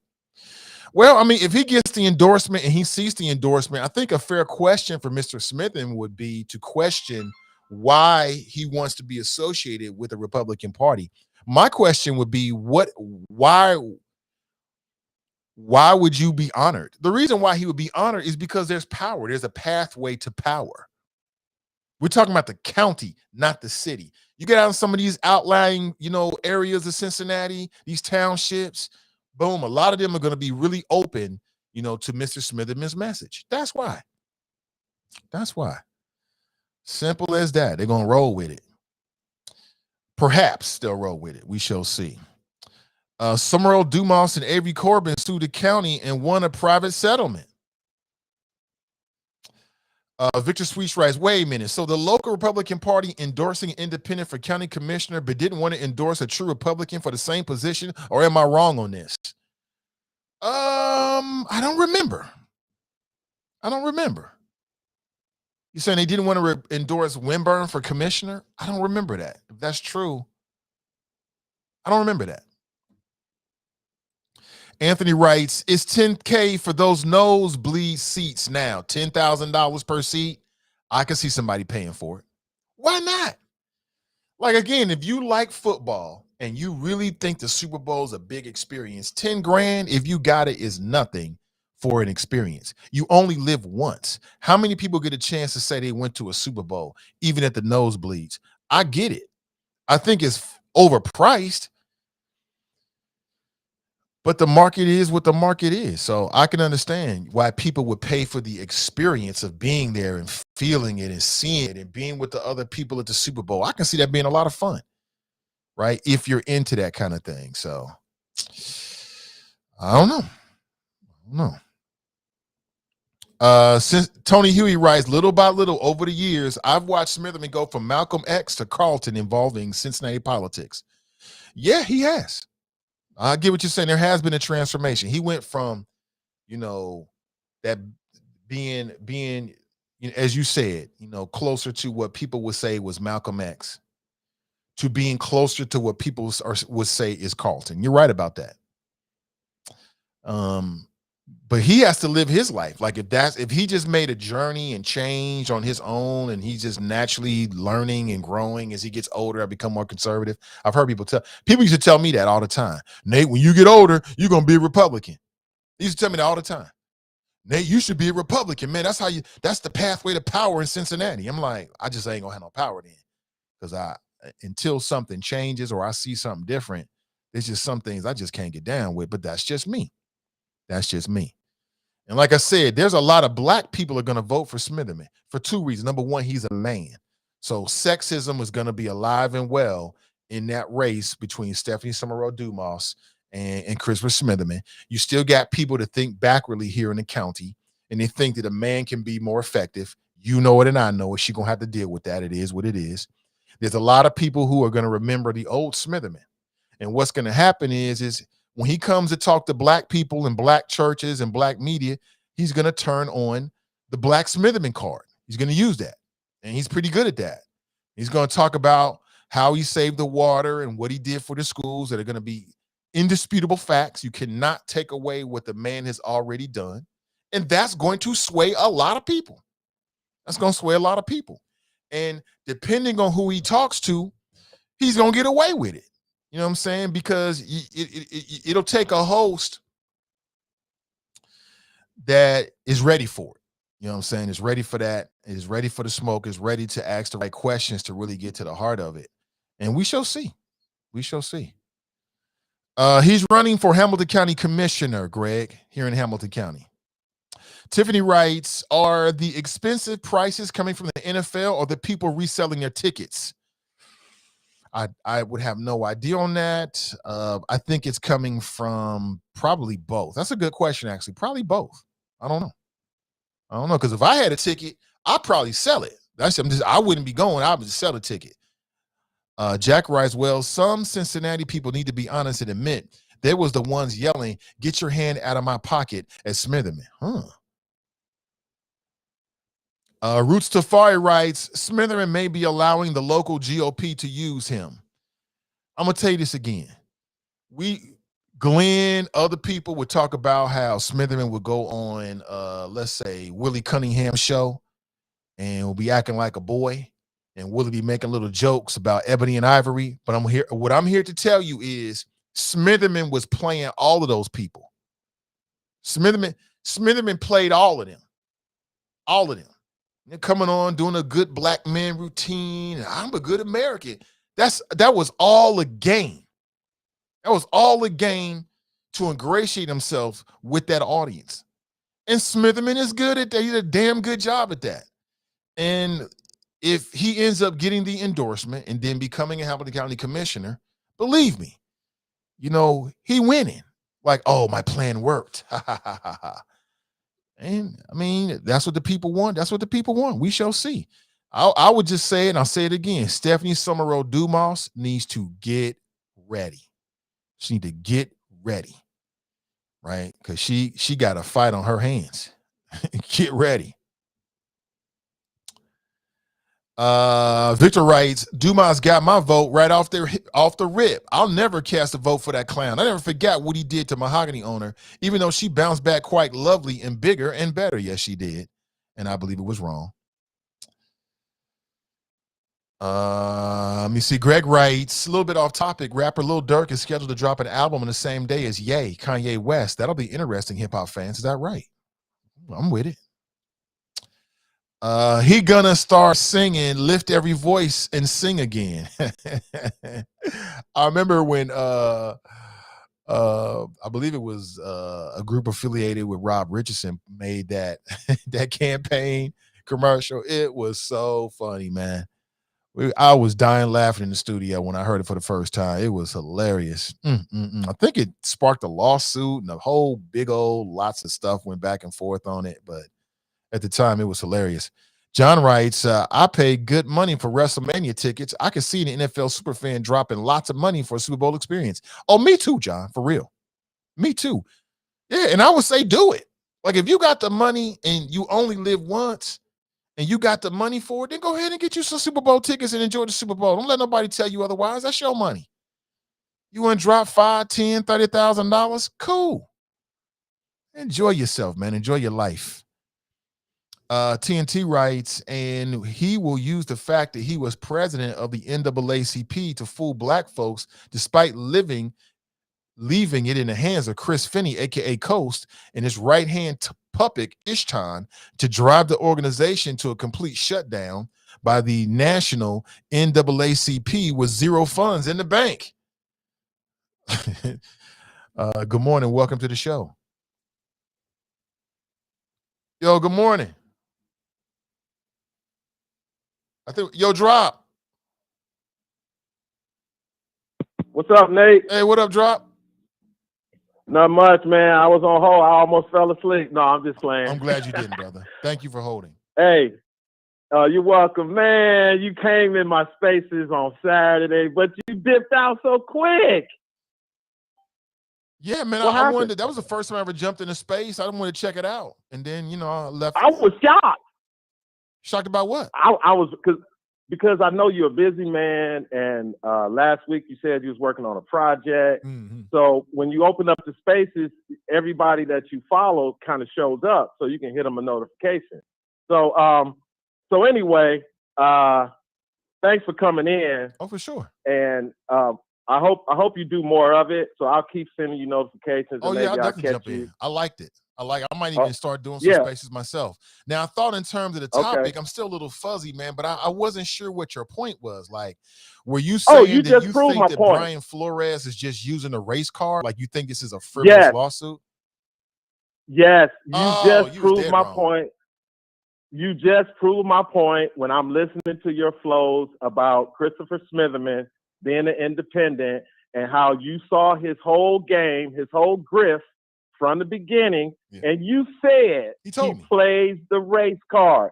That's exactly what I meant with Brian Flores in my title, in my spaces. Right. And this is why, Mr. Ivey, he filed the lawsuit either on the first or second day of Black History Month. Then he injected in the lawsuit, in the language in the lawsuit, Martin Luther King and I think Harriet Tubman. Right.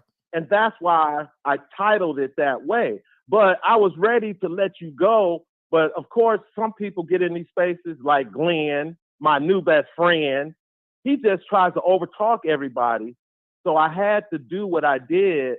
And I think because it was your first time, you kind of got frustrated and left. But once you left, we went for about 2 hours, Mr. Ivey. Oh, man, and they finally got, it was Durrell was in there. TNT was in there. I'm telling you, it was about 4 or 5 choppers in there, and we had a great time. So, but anyway, that's what I mean, Mr. Ivey. Politicians play the race card. The media plays the race card. They're doing it with Joe Rogan. All that N-word stuff on Joe Rogan, it's been out there for years. But it's not until they want to get rid of him as a COVID. And they couldn't get rid of him because of COVID. The CEO of Spotify said, hey, we still rolling with Joe. And then India Ari, I think either she retweeted that mashup of all the N-word stuff that Rogan said. Yeah, because they mentioned her name this morning. It was India Ari. So she pulled her music from Spotify. Good. And all I'm saying is the only reason they played the race card with Rogan is because they couldn't get him. They couldn't get rid of him. But they didn't play the race card. Mr. Ivey, that's not the race card. They tried to take him off first. If a white man is using the N-word indiscriminately, and then people call you out on it, that's not the race card. That's not the race card. But Mr. Ivey, that stuff, what Rogan said, has been out there for years. It caught up with him. No, it's been used before he got big enough for Spotify. Mr. Ivey, I am not defending Joe Rogan. I'm just explaining how people play the race card in 2022. But what I'm saying to you is that's not playing the race card. Millions. It's worth millions of dollars in our culture in 2022 to play the race card. Yeah, but that's not playing the race card, bro. You can say it as many times as you want to, but calling out Joe Rogan for his language is not playing the race card. Mr. Ivey, you can have your opinion just like I can have my opinion. I mean, we both can have opinion, but we both can't have, you can't have your own facts. And the fact remains is that that's not the race card. Okay, so Mr. Ivey, how did they try to get rid of Joe Rogan? What was the reason why they wanted to get him off of Spotify initially? Well, I don't know who they are, but I know that there was a lot of conversation about the fact that he was Joni. It was Joni Mitchell. You asked me a question. You gonna let me answer? You said you didn't know who it was. I'm trying to answer the question. I said I It don't was know two who they old are. washed up You rock said they. stars from the 70s. You It was said two they. old I'm rock telling you, stars I don't from know the who they 70s. are. You said they. And I'm trying to tell you who what they did are. they try to use to get rid of Joe Rogan? So the first is two questions. And number one, who is they? I don't know who they are. What I do know is that there's a lot of energy out there, and people have a lot of feelings about the fact that he's spreading disinformation about COVID-19. That was number one. And then I saw this mashup video, this supercut video of him using the N-word on his show over the last decade or so. Then that came out. So those seem like two good reasons as to why people will want to have an issue with you being on Spotify. One, you're spreading disinformation during the pandemic, and two, you're using the N-word. Neither one of those are the race card, though. Well, Mr. Ivey, initially, there were two old washed-up rockers from the 70s. One was Joni Mitchell, and the other one, I can't even remember the old guy's name. They said that they were going to pull their music off of Spotify because Joe Rogan was putting out misinformation. He had a doctor on his show talking about COVID. Right. So then it didn't work. The CEO of Spotify said, we're standing with Joe Rogan. 4 days later, the India RE video comes out with Joe Rogan using the N-word. And right after, he comes out with the apology. That is all I'm saying, Mr. Ivey, how the race card is played in our current culture. That's not the race card. You cannot say that it doesn't exist. Nobody's arguing that. I'm just telling you, you just said that you're using that term out of context. It doesn't fit with Joe Rogan. That's not the race card. You just said Smitherman used it. You just used it. You just said Congress. I mean, whatever his name is. I did, but that has nothing to do with Joe Rogan at all. That's a whole different scenario. No, we're talking about my spaces and why I put race card in with Brian Flores. Yeah, and you was wrong playing too. It too. And you was wrong He's with that. Playing it. Brian Colin Flores Kaepernick is not using the race card. Colin Kaepernick played it. They all play it, did Mr. not Ivey. play the race card, sir. You're wrong. Period. Then why didn't he go to court? Why didn't he go to court, Mr. Ivey? Why didn't he go to trial? Why did he settle for undisclosed amount? You'll have to ask him. Why? That. Okay. I don't know. Okay, here's my last thing, Mr. Ivey. Okay.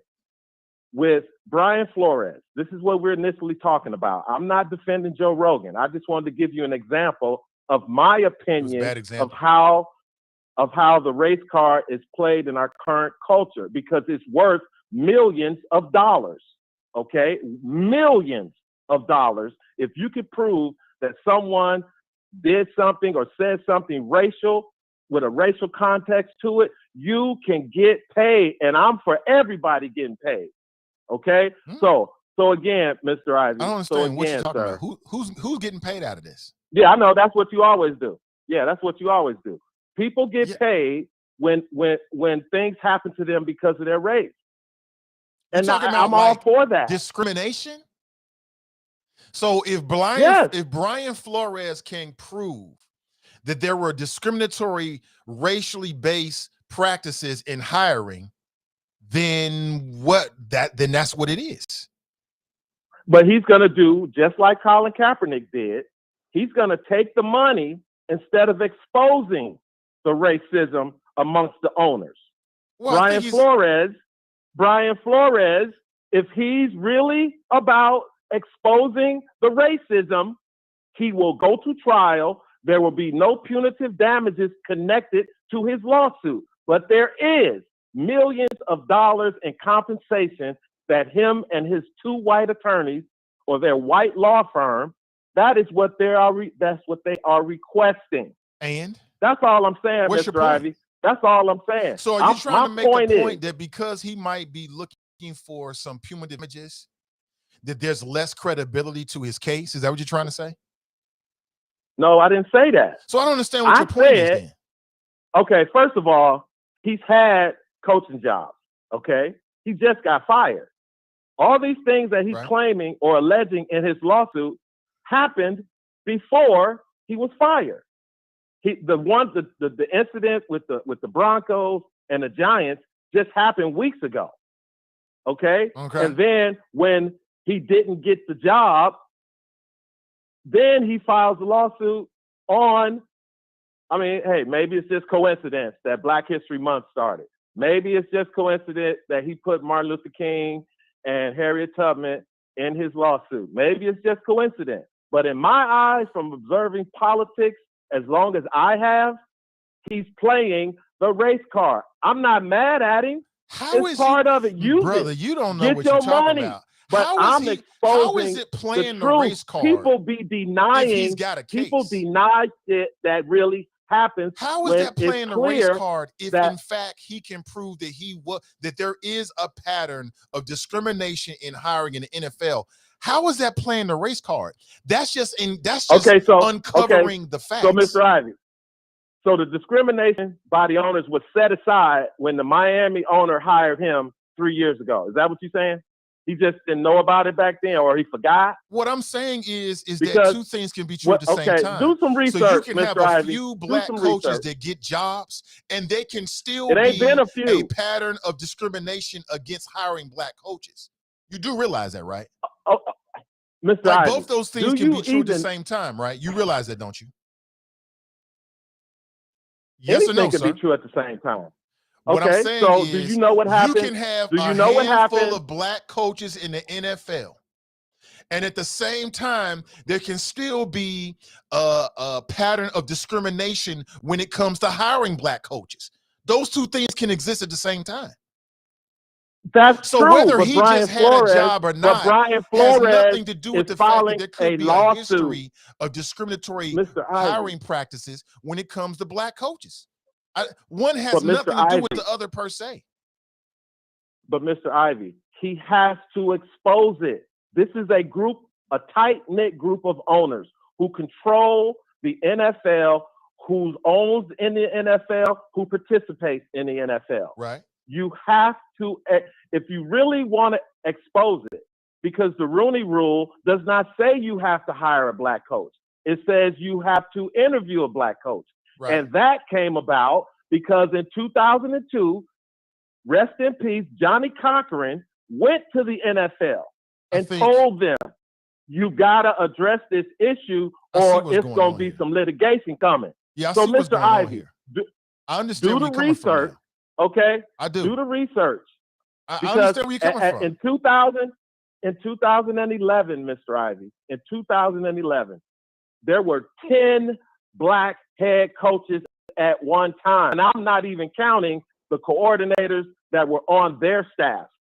Tony Dungy is going to speak about this coming up. It sounds like you're making an argument, Media Week, even though you're not in blood. So two things are happening here. So number one, I understand where you're coming from. You're approaching it from a cynical viewpoint. So I get it. But then secondly, how you going to tell this man what he experienced? You ain't Brian Flores. You ain't been in his seat. You don't work in the NFL. You don't know what you're talking about. So why don't we wait and see what happens? Yes, I have, Mr. Ivey. No, you haven't. You've never been in the NFL. You've never wanted to be a coach. You don't know that life. But you're going to sit here and tell us that this man's lawsuit is frivolous and you ain't never walked a mile in his shoes. You ain't no position to do that. First of all, I never said it was frivolous. You did. You said you tried to chalk it up to the race card. I've listened. You just said it was just a race card. I've listened to him. Okay, I'm just trying to expose how it's played, and people try to act like it's not being played.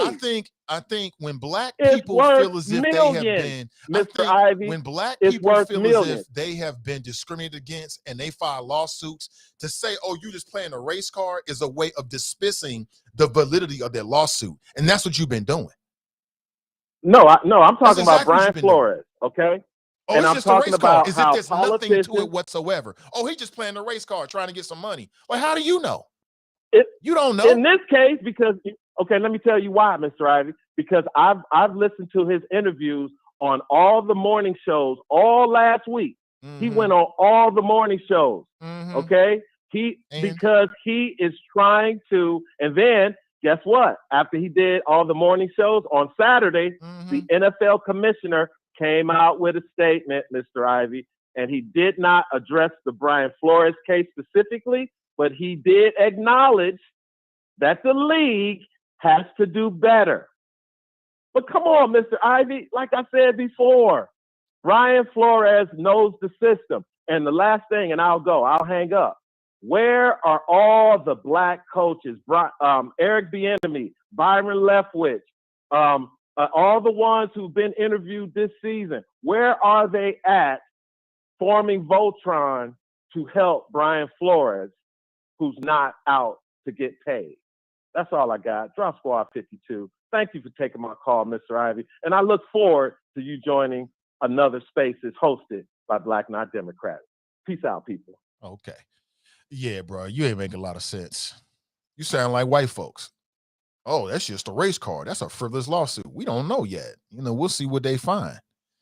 And I think that the timing of his lawsuit has all these people talking about it.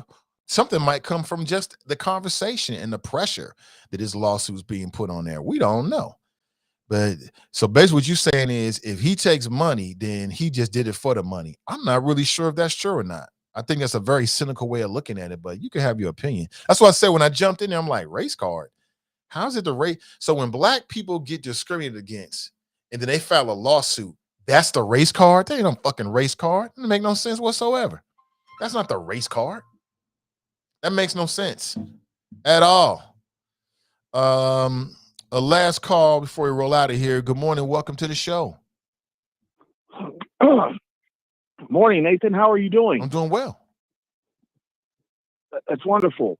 Hey, I just want to piggyback on Drop. What do you think of Carl Douglas? Who is Carl Douglas? You know who he is? Who is Carl Douglas? He was the other black defense attorney on the OJ trial, the OJ criminal trial back in 94, 95. Okay. Brother with the short hair, I think. Yeah, really well, actually, he had like a short fro. Yeah, at the end of the day, he was pretty much Johnny Cochran's apprentice at that time. I think I know who you're talking about. Yeah, he was the only person in the miniseries that didn't look like the real person. They actually put a handsome dude in there. You know what I'm saying? Okay. But at any rate, he said he feels that based on what he can tell and what he's read on the thing and he's seen the complaint, he feels that Brian Flores' lawsuit is a publicity stunt. And he said that look no further than the fact that he filed it on the first day of Black History Month and starts talking in black, his history tropes in it immediately. So I thought that was interesting that he would say something like that. And what I found out over the weekend is that the Miami Dolphins was pretty much the blackest NFL organization. They had a black head coach, a black GM, black minority owners, the Williams sisters, right? Right. I remember that. Yeah. Yeah. So what they called them, they said on the low, the Miami Dolphins were called the Grambling Dolphins. This was like a secret in the NFL that was their name. That was their nickname, the Grambling Dolphins, referring to Grambling State, the HBCU. So it just goes to just goes to show again that this lawsuit is kind of meritless by Brian LaFleur, and he kind of did some dickhead shit by putting out Bill Belichick on a bus like that. That had nothing to do with his lawsuit. Well, I think that I'm hearing about this brother you talking about, the former O.J. Simpson. I think he's being a bit naive, and it's kind of like the pot calling the kettle black. Because if I remember correctly, that particular team in defense of O.J. was pulling all kind of shit stunts. It was in all kind of stunts. Some was for the media. They was running stunts inside the courtroom. That's all part of the game. And so for me, if it comes out that Brian Flores was aware of the timing of Black History Month, so what? And I don't think that takes away from what could be any credibility in his lawsuit. And when you're dealing with a media company, a narrative company, which is the NFL, and they got this big time publicity machine going on called the Super Bowl, okay, then we're going to play it all the way out. You know, playing it out in the media is a part of the lawsuit as well. But I don't think that attacks the credibility of it. But he's a lawyer. If he says that, then, you know, I'll take what he has to say for whatever that means. Like I said, my thing, I'm sorry. Nah, go ahead. No, I was just going to say, my only thing with Flores is that the one defense that he can't get around is that he can't say the NFL and all these teams are like this when Jimmy Johnson was fired after two Super Bowls in a row. You know, Jarrah fired. That's I'm telling you, that's going to be a hell of a hurdle for him to negotiate. Really? It might be. No, I mean, he was, trust me, beloved coach. All I know, players, man, is everything. He bucked from ownership, and they fired him, and he was successful. Brian Flores, I mean, he had a middling record, you know, slightly over 500, I think. And it was end of 3 of a 5-year contract. It's you know, now it's time to shit or get off the pot. The owner decided I got him to, you know, he wouldn't, you know, I made him shit because he wouldn't get on the pot. That's all this is.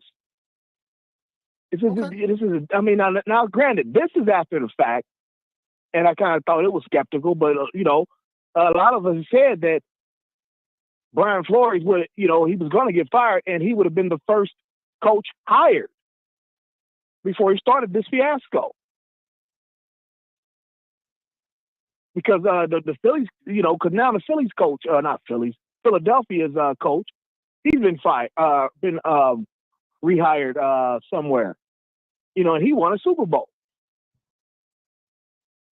You know, and so that whole, but again, the most thing I'm concerned about is the paying $100,000 specifically for each loss. I have a real problem with that. You know, don't give me that stuff about, you know, teams tank and all that. No, you were told specifically, I'm going to pay you for this. That is not proper. You know, that is not good for an owner to be doing to a coach. You know what I'm saying? That's the same thing that Pete Rose was removed out of baseball for. They thought he was doing because he was the manager. They thought he had that kind of control and would do that. That's why he's removed. This guy's got to go. And Flores does say that he says that he has a witness to the conversation and some proof to that. So if either or both checks out, that owner's got to go. At the end of the day, Grambling Dolphins or not. You understand me? I got you, brother. Thanks for the call. Oh, hey, thank you. Be well. Yep, most def.